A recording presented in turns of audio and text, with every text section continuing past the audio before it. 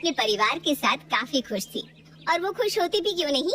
आखिर कुंती के बड़े बेटे राहुल ने अपने पिता के बाद अपना घर इतने अच्छे से जो संभाला था। ऐसे ही एक दिन राहुल शाम को अपने घर आता है और कुछ समय बाद सभी एक साथ बैठते हैं। सब एक साथ बैठकर बातें कर रहे थे। अगर कुंती के घर में कोई नहीं था तो वो था उसका छोटा बेटा। अपने छोटे भाई को घर में ना देखकर राहुल अपनी पत्नी मीनाक्षी से कहता है, मीनाक्षी, वरुण कहाँ गया? कहीं दिखाई नहीं दे रहा। पता नहीं राहुल, वरुण कहाँ गया? सुबह से ही गायब है। उसको फोन भी कर रही हूँ लेकिन फोन भी नहीं उठा रहा है। माँ, वरुण आपको कुछ बता कर गया है क्या? अरे नहीं बेटा, वरुण ने तो मुझे कुछ नहीं बताया। पता नहीं वो ऐसी कौन सी संगति में पड़ गया है जो घर से पूरा पूरा दिन गायब रहता है। मुझे तो उसकी बड़ी चिंता होती है। अपनी माँ और पत्नी की बात सुनकर राहुल गुस्से में आ जाता है और वो लगातार वरुण को फोन पर फोन करता है। वो फोन कर ही रहा था तभी वरुण एक लड़की के साथ शादी के जोड़े में अपने घर आता है।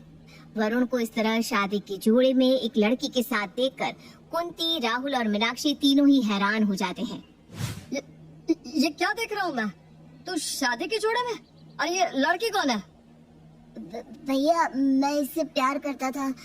इसका नाम राधा है। आप लोग शादी के लिए नहीं मानते, इसलिए हम दोनों ने शादी कर ली। क्या? शादी कर ली? अरे तुम्हारा दिमाग तो खराब नहीं हो गया? तुम्हारी उम्र क्या है अभी? अभी तो तुम कॉलेज में पढ़ाई कर रहे हो और अभी शादी कर ली? हे भगवान, तेरे दिमाग पर पत्थर पड़ गया था क्या, जो इतने कम उम्र में तूने शादी कर ली? खुद की तो जिंदगी खराब कर ही ली, साथ ही तूने इस बच्चे की भी जिंदगी खराब कर दी। नहीं मम्मी जी, मेरी जिंदगी खराब नहीं हुई, बल्कि मेरी जिंदगी तो संवर जाएगी आप लोगों के घर में आकर। राधा की बात सुनकर अब सब चुप हो जाते हैं, लेकिन अब भी सब गुस्से में थे। कोई उनको अंदर नहीं आने दे रहा था, लेकिन मीनाक्षी अपनी देवरानी का गृह प्रवेश करवाकर उसे घर में ले आती है और सभी को समझाती है। मम्मी जी, वरुण और राधा दोनों ही छोटे हैं। उन्होंने बचपन में एक दूसरे से शादी कर ली, लेकिन हम तो समझदार है ना। हम जानते हैं शादी ब्याह जिम्मेदारी है, इसलिए हमें उनका सपोर्ट करना चाहिए ताकि वो आने वाले समय में गलत कदम ना उठा ले। मीनाक्षी की बात से अब सभी सहमत होते हैं और उसकी बात मान जाते हैं, और ना चाहते हुए भी अब सबको वरुण और राधा को माफ करना पड़ता है। कुंती राधा को अपनी बहू के रूप में स्वीकार कर लेती है। ऐसे ही एक दिन सभी बैठे होते हैं, तभी वहाँ मीनाक्षी का बेटा राज आता है। माँ, पापा, स्कूल की फीस भरने का समय आ गया है, आज सर बोल रहे थे। बेटा, तू अपने स्कूल की फीस की चिंता क्यों करता है? मैं हूँ ना, कल तेरे स्कूल की फीस जमा हो जाएगी, जा। राहुल की बात सुनकर राज वहाँ से चला जाता है।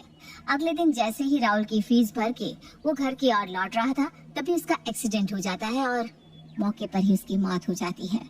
राहुल की मौत का सदमा मीनाक्षी बर्दाश्त नहीं कर पाती। समय गुजरता है और समय के साथ मीनाक्षी के घर की हालत बद से बदतर होती जा रही थी। भाभी, कब तक आप इस तरह उदास बैठी रहेंगी?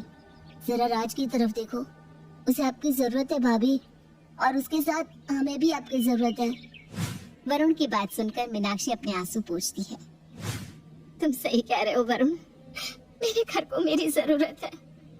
भाभी, घर के जैसे हालात है, इन्हें देखकर मैं सोच रहा हूँ कि मैं भी कहीं ऑफिस ज्वाइन कर लूँ। अरे ये कैसी बात कर रहे हो तुम? अभी तो तुम्हारी पढ़ाई भी पूरी नहीं हुई और इससे बीच पढ़ाई छोड़ के नौकरी करोगी? बाहु, वरुण सही कह रहा है, क्योंकि अभी राज भी छोटा है और घर को संभालने वाला तो फिर माँ जी। भाभी, आप नहीं चाहती ना कि मैं पढ़ाई ना छोड़ूं? ठीक है, मैं अपनी पढ़ाई नहीं छोड़ूंगा। वरुण अपनी बात खत्म करके वहाँ से चला जाता है।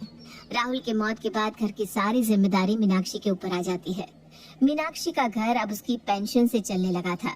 समय गुजरता है, पर समय के साथ मीनाक्षी की पेंशन कम पड़ती जाती है, क्योंकि वरुण, राधा और घर के बाकी लोग फालतू के खर्चे शुरू कर देते हैं। ऐसे ही एक दिन मीनाक्षी अपने कमरे में बैठकर अपनी आई हुई पेंशन गिन रही थी, तभी वहाँ राधा आती है और अपनी जेठानी से कहती है, दीदी, मैं क्या कह रही थी कि घर में काफी समय से कुछ अच्छा नहीं बना, क्यों ना आज हम पनीर बना ले? वैसे भी ना वरुण का पनीर खाने का बहुत मन है। राधा की बात सुनकर मीनाक्षी पैसों की तरफ देखती है। राधा, आज रहने देते हैं, पैसे कम पड़ रहे हैं, राज की फीस भी बनी है और राशन भी भरवाना है, प्लीज समझो। दीदी, आप इतने पैसों में से अगर मुझे 200 रुपए दे देंगी तो क्या आपके पैसे कम पड़ जाएंगे? खैर, आपसे तो किसी चीज की उम्मीद ही नहीं कर सकती मैं। राधा अपनी जेठानी की एक नहीं सुनती और वहाँ से गुस्से में चली जाती है। उसकी ऐसी बात सुनकर मीनाक्षी की आंखें भर आती है, पर वो उस समय कुछ नहीं बोल पाती।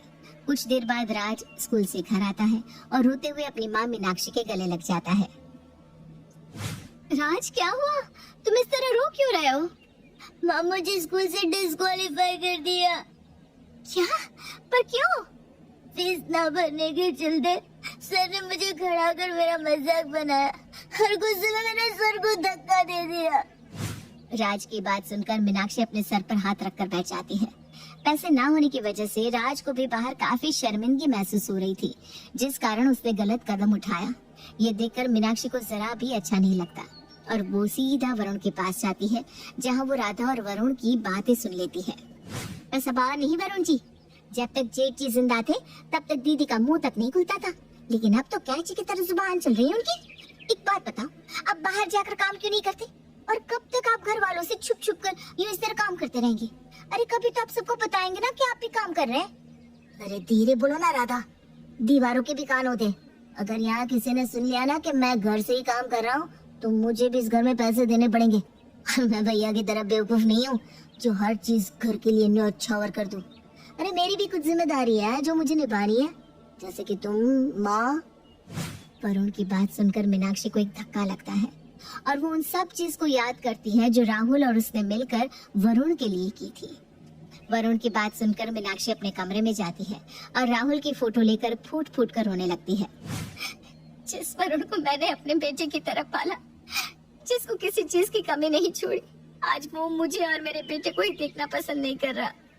मीनाक्षी रोते हुए खुद से बात कर रही थी, तभी वहाँ राज आ जाता है और अपनी माँ को इस तरह रोता देख वो अपनी माँ से रोने का कारण पूछता है।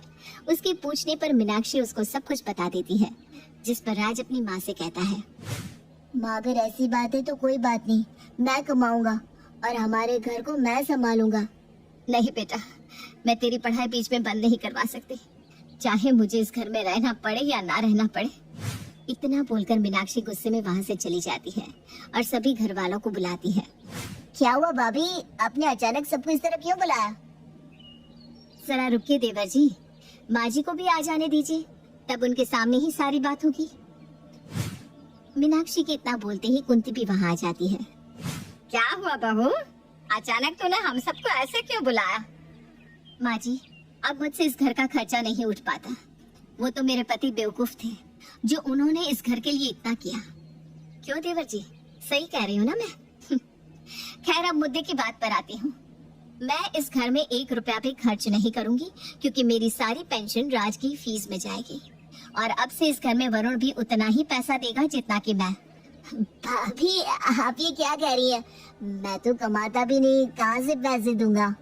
देवर जी, मुझे आपका सच पता चल चुका है, इसलिए भोले बनने का नाटक मत कीजिए। इतना बोलकर मीनाक्षी कुंती को सारी बात बता देती है। ये सुनकर कुंती को भी बुरा लगता है, पर वो करती भी तो क्या। मीनाक्षी की बात सुनकर राधा गुस्से में कहती है, हाँ तो अगर ये घर से काम कर रहे हैं तो इसमें खराबी क्या है?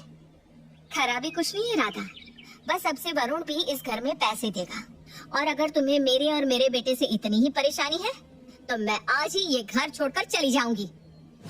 मीनाक्षी अपने बेटे के साथ घर छोड़कर चली जाती है, पर कुंती कुछ नहीं बोल पाती और इस तरह कुंती का एक हंसता खेलता परिवार राहुल के जाने के बाद टूटकर बिखर जाता है।